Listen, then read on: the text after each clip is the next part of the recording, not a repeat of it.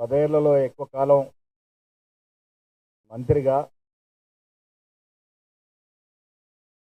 ప్రభుత్వ పరంగా అన్ని అవకాశాలు పొందినటువంటి హరీష్ రావు గారు ఆయన స్వార్థం ఇంత పరాకాష్ఠకి చేరిందంటే తెలంగాణ రాష్ట్రంలో వర్షాలు పడకూడదని, పంటలు పండకూడదని, కరువులో ప్రజలు పశువులు ప్రాణాలు కోల్పోవాలని, ఇది జరిగితే వారికేదో లబ్ధి చేకూరుతుందని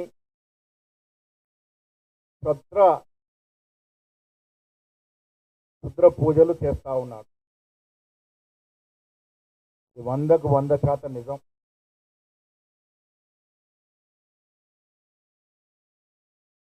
హరీష్ రావు తన స్వార్థం కోసం, తన పార్టీ బాగో కోసం పూజలు చేయడమే కాకుండా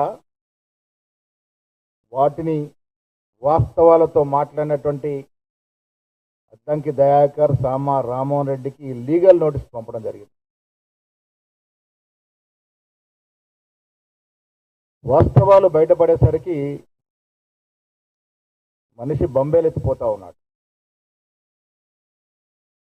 తన కుటుంబం, రాష్ట్రం, దేశం, ప్రజలంతా బాగుండాలని ఎవరమైనా దేవులను పూజిస్తాం, కొనియాడతాం, పూజలు చేస్తాం, మాలలు వేసుకుంటారు. కానీ హరీష్ రావు మాత్రం దీనికి భిన్నంగా నాశనం కోరుకుంటా ఉన్నాడు. హరీష్ రావు క్షుద్ర పూజలు చేశాడని చెప్పడానికి కొన్ని ఉదాహరణలు ఉన్నాయి. ఈ దేశంలో 2 రకాల పూజలు ఉంటాయి. కొంత పాజిటివ్ పూజలు ఉంటాయి. మనం తిరుపతి వెళ్తాం, శ్రీశైలం వెళ్తాం. మొన్న మాంకాల అమ్మ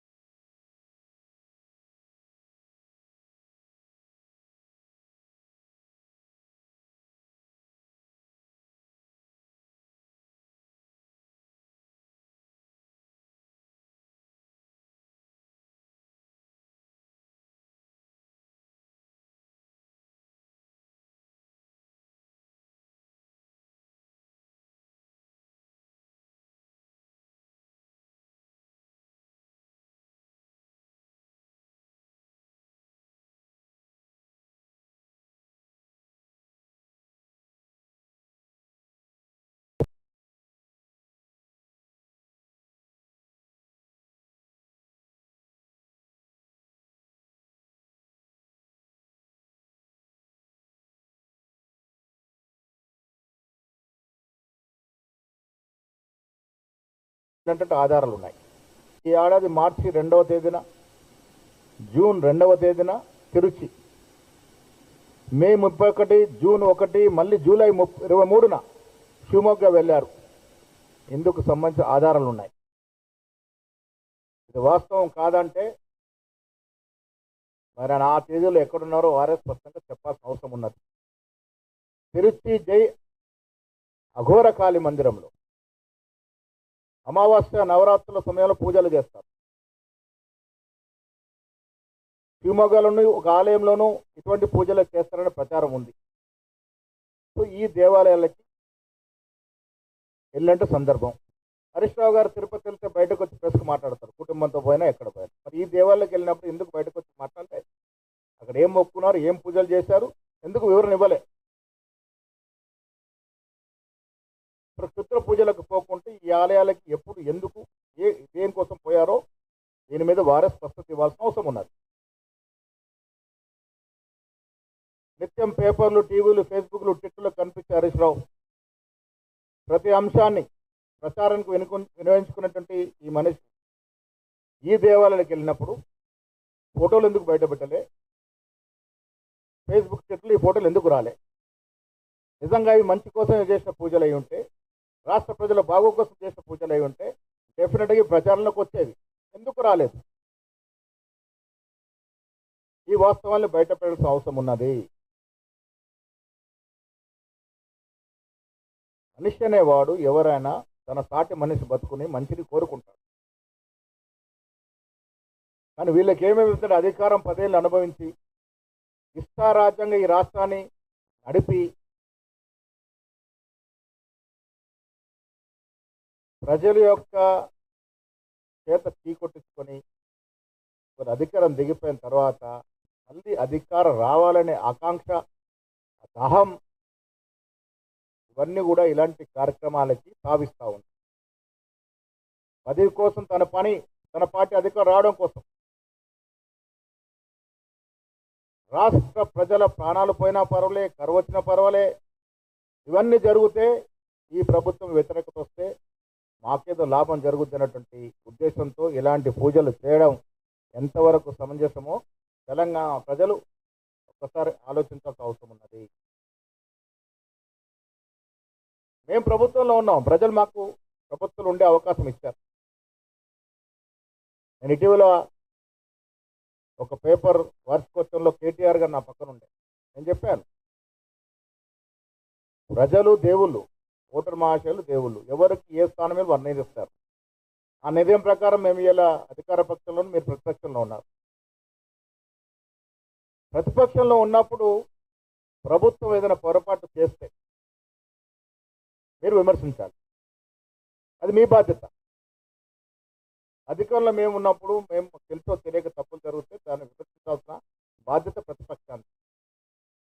మీరు విమర్శిస్తే ప్రత్యామ్నాయ చర్యలు ఏం తీసుకోవాలో మేము తీర్చిదిద్దుకుంటాం. అది చేయరు. కరువు వస్తే ఎలాంటి చర్యలు తీసుకోవాలో, వీళ్ళు ఇళ్ళనో ఒక కరువులాగా వెనుభూతంలో వస్తుంది, ఏం చేయాలో ప్రతిపక్ష నాయకుడు, ప్రతిపక్ష బాధ్యత ఉన్నటువంటి కేసీఆర్ గారు ఇంతవరకు సలహా సూచనలు చెప్పలే. మీరు సలహా సూచనలు ఇస్తే మేము పాటిస్తామనే మాట మా ముఖ్యమంత్రి 10 సార్లు చెప్పారు. అది చేయరు. కానీ ఇలాంటి కార్యక్రమాలు మాత్రం చేస్తారు.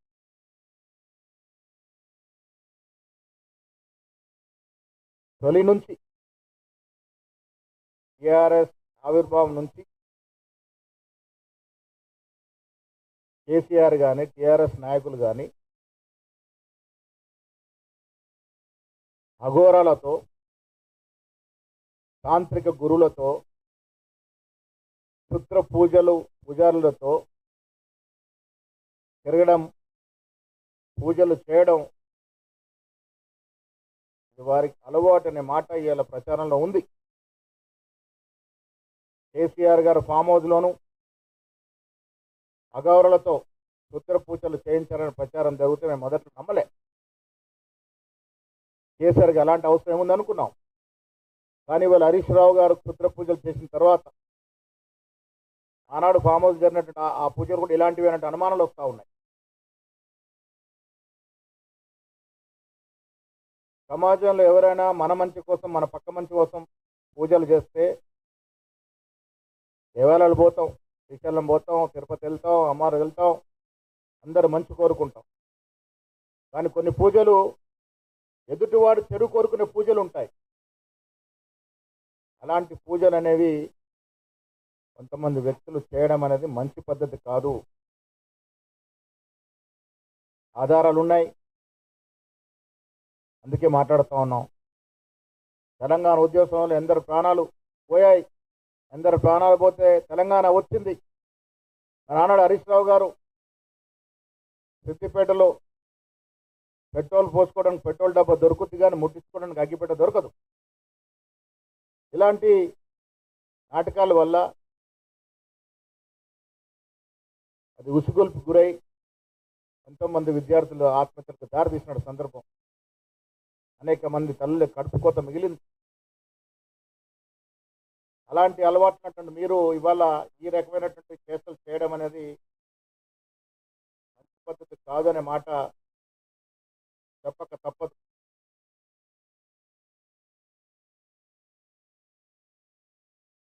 మా నాయకులు వాస్తవాలు బయట పెడితే లీగల్ నోటీస్ ఇచ్చారు, ఓకే, దానికి జవాబు చెప్తాం, దేనికి బెదిరేది లేదు.